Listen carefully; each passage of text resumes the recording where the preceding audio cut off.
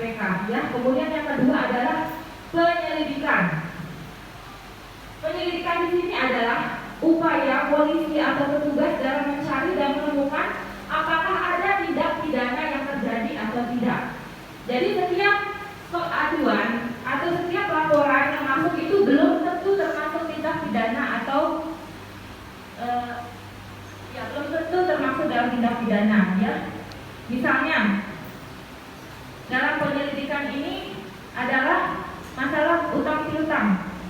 Utang piutang ini lebih masuk kepada perdata dan penanganannya langsung kepada pengadilan, bukan di polisi.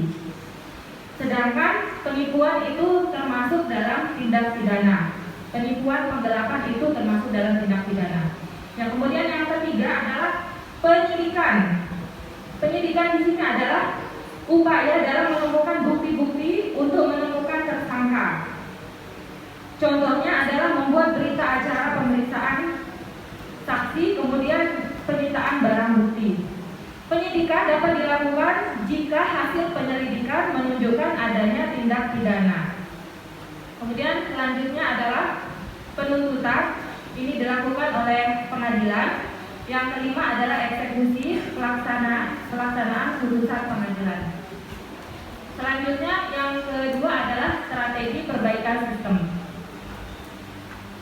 Saat ini Indonesia masih banyak sistem yang justru membuka celah untuk terjadinya tindak pidana korupsi. Misalnya saja pelayanan publik yang belum transparan memicu terjadinya penyuapan. Kemudian yang ketiga adalah sistem yang rumit, harus diperbaiki karena sistem yang baik bisa meminimalisasi terjadinya tindak pidana korupsi, misalnya melalui pelayanan publik yang serba online dan sistem pengawasan yang terintegrasi. Yang ketiga adalah strategi perbaikan sistem. Oke, selanjutnya strategi perbaikan sistem ini bisa dilakukan oleh masyarakat, ASN maupun aparatur negara yang lainnya. Ya. Oleh masyarakat, strategi perbaikan sistem ini bisa dilakukan melalui pemantauan pelayanan publik, melakukan kajian dan penelitian terkait layanan publik, kemudian menyampaikan rekomendasi kepada pemerintah, membangun manajemen anti korupsi di lingkungan masing-masing.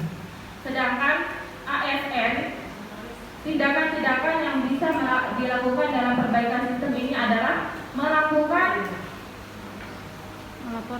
LHKPN, yaitu laporan harta kekayaan penyelenggara negara melalui KPK secara langsung maupun melalui pos. Kemudian yang kedua adalah melaporkan gratifikasi yang dianggap suap kepada KPK melalui UPG atau unit pengendali gratifikasi. Yang ketiga adalah strategi edukasi dan kampanye.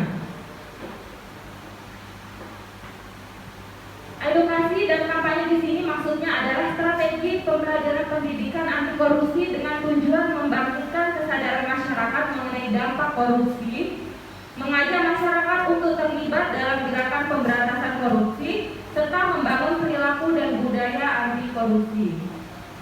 Salah satu hal yang penting dalam pemberantasan korupsi adalah kesamaan pemahaman mengenai korupsi itu sendiri ya, mulai dari misalnya